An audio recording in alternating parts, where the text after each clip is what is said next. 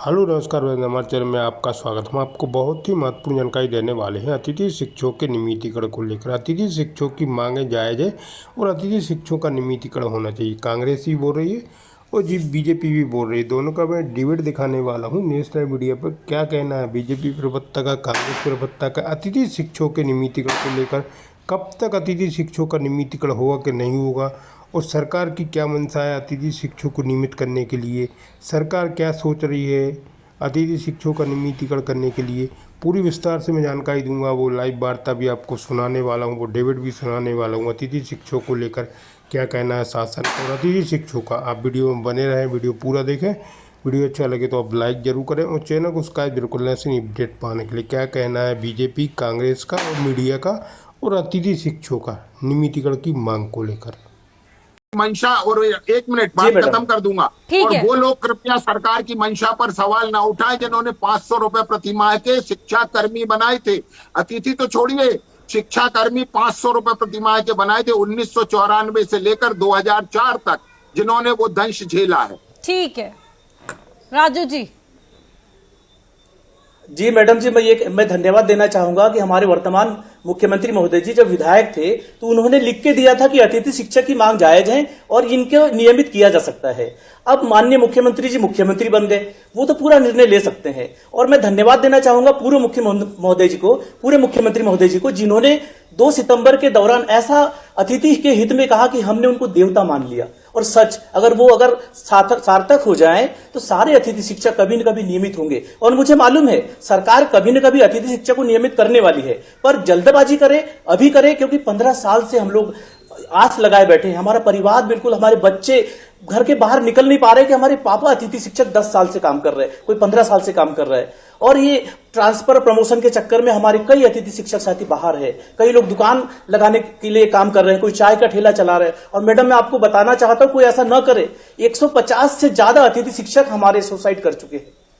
ये स्थिति रुकना चाहिए, अतिथि शिक्षक नियमित होना चाहिए, मांग जायज है। और ये कोर्ट का आदेश नहीं है मैडम। सरकार ने जो पक्ष रखा, सरकार जो 25% आरक्षण की बात कर रही है, वो कोर्ट ने कहा कि सरकार आपको 25% आरक्षण दे रही है। ये कोई आदेश नहीं है कोर्ट का। ठीक है डॉक्टर शुक्ला। मैं लोहिया जी की बात से पूरी तरह सहमत हूं। आपकी सरकार पर कोई भी वादा खिलाफी का आरोप नहीं लगा रहा है। आपने निश्चित रूप से अतिथि शिक्षकों का वेतन डबल किया है, इसमें कोई दो मत नहीं है। आप इतना सा और कर दें कि उनको आप नियमित कर दें।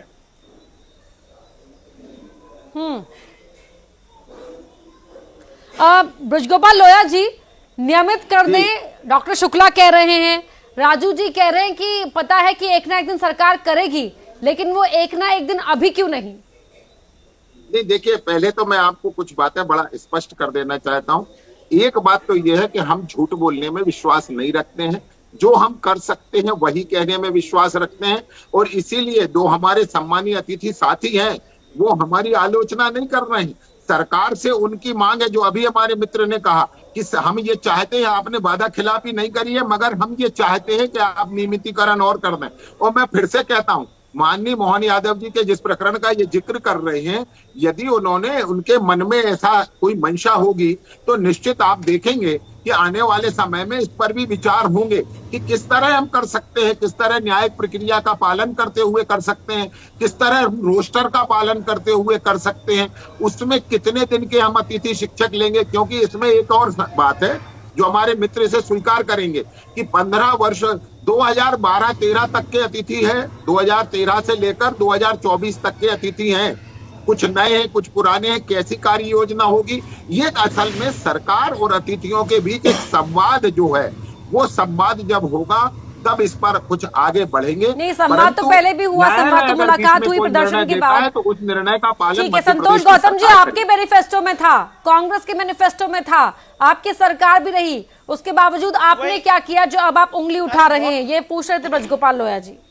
नहीं बिल्कुल बिल्कुल बिल्कुल, मैं उसी पॉइंट पर जवाब देना चाहता था ब्रजगोपाल लोया जी को कि 20 साल की सरकार उनसे तुलना कर रही, जिनकी सरकार 15 महीने के लिए आई थी, और तो और 1994 तक की घटनाएं उनको याद है, लेकिन ये याद नहीं है कि शिवराज सिंह ने पिछले वर्ष अतिथि शिक्षकों की महापंचायत में वादा क्या किया था। मैं फिर से कह रहा हूँ, संतोष जी बीच में नहीं बोलता, क्षमा करना। क्या मुख्यमंत्री संतोष जी, नहीं आप संतोष जी, नहीं संतोष जी, क्षमा करना, मैं बीच में नहीं बोलता हूँ, मगर मैं फिर से कह रहा हूँ आपसे, शिवराज जी ने जो अतिथि शिक्षकों की पंचायत की थी उसमें मैं मौजूद था, और 2 अतिथि साथी हमारे जुड़े हैं। कृपया उनके मुंह में बात डालने की कोशिश ना करें। मैं फिर से कह रहा हूं, जो अतिथि कह रहे हैं कि हमने जो कहा है नहीं, वो तो हमने उस किया है। महापंचायत में अतिथि ब्रजगोपाल कह रहे लोया हैं, जी, क्या उस महापंचायत में क्या कहा गया था, क्या वादा किया गया था? संतोष जी, इससे थोड़ा बाज आए। नहीं, क्या कहा गया था उस महापंचायत में ब्रजगोपाल लोया जी?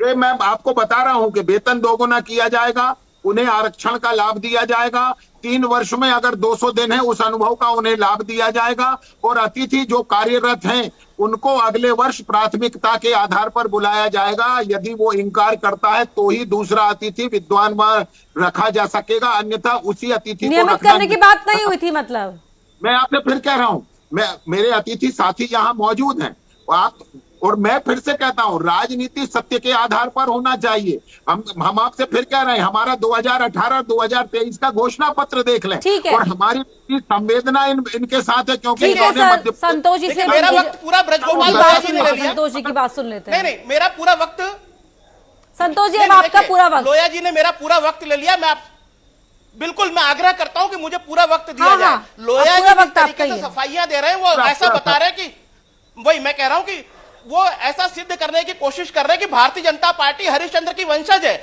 यही भारतीय जनता पार्टी है जिसने अपने पिछले घोषणा पत्र में मोदी की गारंटी के नाम पर कहा था कि किसानों को 2700 रुपए का समर्थन मूल्य गेहूं का और 3100 रुपए धान का दिया जाएगा। वो आज तक नहीं दे पाए, लेकिन ये कह रहे हैं कि भारतीय जनता पार्टी जो घोषणा करती है उसे पूरा करती है। बात आई है ऐसा झूठ बोलने से। अभी अतिथि शिक्षकों ने बोला कि 150 से अधिक अतिथि शिक्षक आत्महत्या कर चुके हैं गरीबी के मारे, तंगहाली के मारे, लेकिन इस सरकार के कानों पर जूं नहीं रेंग रही है। यह इस सरकार की संवेदनशीलता है। और उसके बाद भी अगर बेशर्मी से भारतीय जनता पार्टी के लोग कांग्रेस पर आरोप लगाते हैं, जिनकी 20 वर्षों में केवल 15 महीने सरकार रही, और 30 साल पहले के अगर किस्से सुना रहे हैं, तो मैं समझता हूं कि भारतीय जनता पार्टी की मंशाओं पर गंभीर प्रश्न चिन्ह उठाने का अधिकार हमें है। यह भारतीय जनता पार्टी की झूठी सरकार, जो रेत के अवैध उत्खनन में व्यस्त है, जो शराब के अवैध परिवहन में व्यस्त है, जो भ्रष्टाचार की कमाई खाने में व्यस्त है, जो दलालों से भरे हुए वल्लभ भवन को संचालित करने में व्यस्त है, वो अतिथि शिक्षकों की मांग पर ध्यान नहीं देगी। यह मेरा पूरा दावा है, और मुझे मालूम है कि ये कुछ भी कह लें, लेकिन ये अतिथि शिक्षकों को नियमित नहीं करने वाले हैं। लोया जी 10 सेकंड में बात। देखिए, मैं तो बड़ा स्पष्ट कह रहा हूं, कांग्रेस के हमारे मित्र प्रवक्ता कहां बात घुमाएंगे, परंतु मुद्दे पर बात नहीं करेंगे।